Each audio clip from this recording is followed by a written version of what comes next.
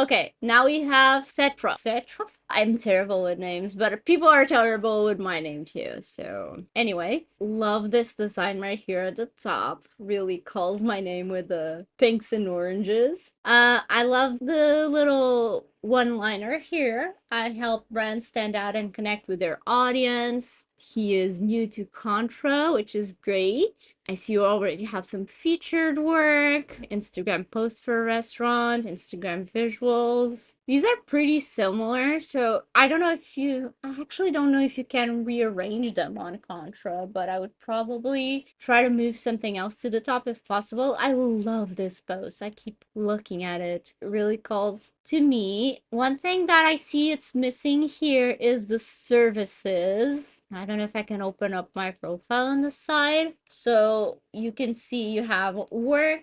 You could try to get some reviews. I don't know if you've worked with clients before, but I know with Contra, you can request things from outside the platform. I have here some expired ones. I didn't even know they expired. But yeah, you're missing the reviews and the services. The services are like the Fiverr section. So like the things people can buy from you, or like your menu. So if you were a restaurant, the services are your menu. So that's missing there. And I don't know if you have, I see here 0 following and 0 followers. I don't know if you have access to the community already. If so, I would encourage you to start posting. I know it's like not that attractive as much as it is posting to social media, but I know let me see, they do value being active in a community. Where is it?